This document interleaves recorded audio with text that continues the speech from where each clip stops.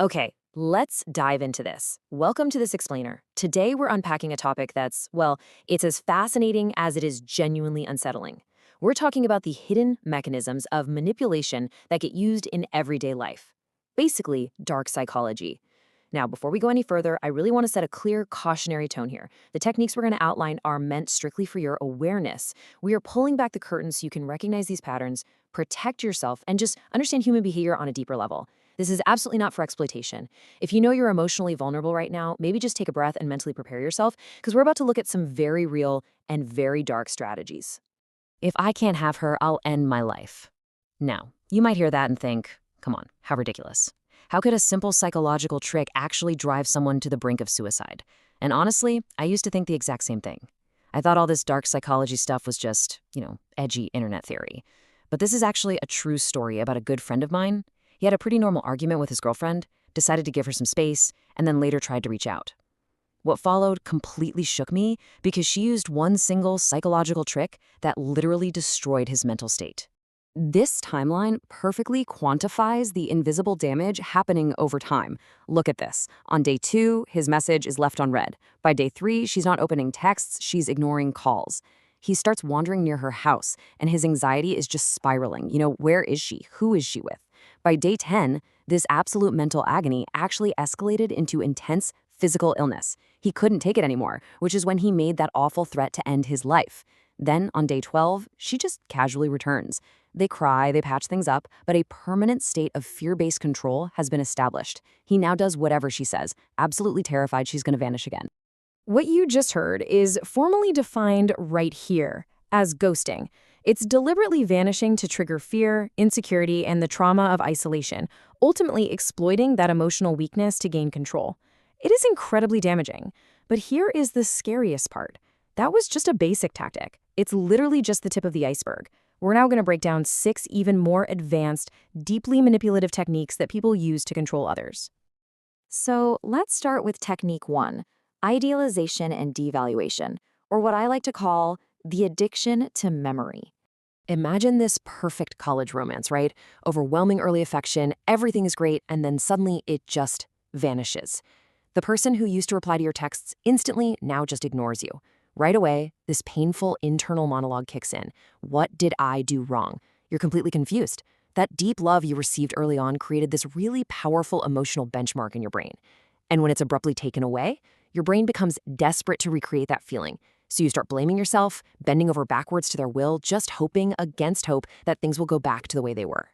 And here is the clinical definition for what just happened. Idealization and devaluation. The manipulator hooks the target with intense love, right? Then they just abruptly withdraw it to force the victim into begging for validation. Tragically, the victim often can't leave, even if they're insulted or abused. And why is that?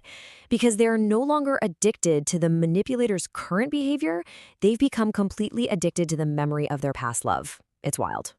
All right, we're shifting gears from romance to the workplace for technique 2, smear campaigns, sabotaging reputations. Picture this. You're a stellar employee. Everyone likes you, but then a colleague starts quietly planting these toxic little seeds of doubt. I heard his wife divorced him. I mean, he seems decent, but why would she just leave him for no reason? This reveals exactly what's happening behind the scenes. It's this Wizard of Oz mechanism of manipulation. The colleague isn't directly accusing you of anything to your face. It's exactly like those public assumptions you see in high-profile news stories, where just hearing someone's name connected to an event makes people automatically assume guilt, even with literally zero solid proof. And this brilliantly illustrates our definition of a smear campaign.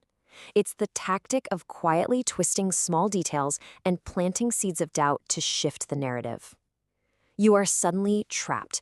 You find yourself frantically trying to defend your completely clean record against this suspicious narrative that's already been secretly established without you even knowing it. Moving right along, we arrive at technique 3, hoovering, the vacuum trap. Now, this technique is almost exclusively deployed post-breakup, and it is timed perfectly for when a victim is finally feeling stable and moving on. Late at night, your phone buzzes, the message comes in. And it almost always follows this highly predictable cyclical formula. Step 1, they apologize. Step 2, they remind you of the good memories to yank your mind back into the past. Step 3, they promise genuine change. And step 4, they play the victim just a little bit. It blurs the pain they caused you, and they do all of this so they can extract money, sex, emotional validation, or control. And the kicker? Once they get it, the abuse resumes.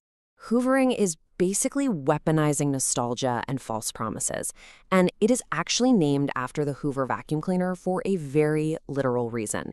It's designed to suck the victim right back into the exact, painful, toxic reality that they had just worked so incredibly hard to escape from. Okay, let's expand our scope a bit to technique 4, reciprocity, the illusion of a favor. This is an incredibly powerful psychological lever, and you see it utilized everywhere, from major billion-dollar businesses right down to someone just trying to impress a crush. See, a normal social interaction involves a genuine favor, helping someone without any expectation of getting something back. But dark psychology uses the rule of reciprocity, helping someone specifically to create a psychological debt. For instance, say a senior colleague at your new job brings you a seemingly innocent cup of coffee every day, maybe helps you out a bit, but then they casually guilt you into taking on their heavy workload. Your brain automatically goes, well, they did so much for me, how can I say no? So here is the formal rule of reciprocity, providing upfront value to trigger an unconscious psychological obligation. This hidden layer is exactly why big brands pay YouTubers for reviews. They give the creator upfront value, which forces an obligatory debt in your, the consumer's, mind. You feel compelled to buy or comply, completely unaware that your independent choices are actually being subtly controlled.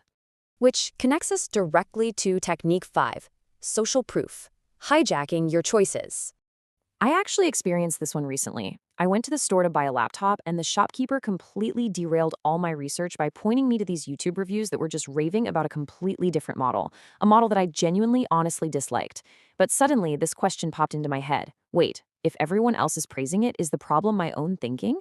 The shopkeeper's personal endorsement, combined with the heavy weight of online consensus, entirely overrode my genuine dislike of the product, and I bought it without a second thought. Yep, I totally fell victim to social proof. It's essentially engineering visible consensus to artificially inflate value. And manipulators do this constantly. Whether they're selling you a laptop or trying to impress a romantic interest, they bypass direct promotion. Instead, they engineer an environment where they appear highly respected and valued by others, which completely hijacks your independent judgment. And finally, we arrive at technique 6, triangulation, the toxic third party. Now, this is arguably the most dangerous mechanism on our entire list. It's actively utilized by top-tier politicians to divide massive populations and simultaneously used by local neighborhood aunties to ruin decades-long friendships. Imagine you have a minor disagreement with a close friend. Pretty normal, right? But the very next day, a third friend comes up to you and drops this quote. Look, I'll be honest, he was cursing you out and talking trash about you. In that exact moment, the seemingly helpful third party has injected pure poison into a minor disagreement, basically guaranteeing a massive escalation. So the crucial point is right here in the definition of triangulation. The middleman avoids direct conflict. They act completely normal to both sides, while secretly feeding twisted, exaggerated grievances to both of you. You both go to this third person to vent, effectively giving them total power and control, while you and your friend destroy your own relationship. It's a brilliant, if evil, strategy. I want to leave you with this final provocative thought. Look closely at the dynamics in your own life. When someone constantly stops you from talking directly to others, ask yourself, the person bringing you someone else's private words, are they solving your problem, or are they the problem? Recognizing these hidden mechanisms is the absolute first and most vital step to taking your power back. Thank you so much for joining me on this explainer, and hey, keep your eyes open out there.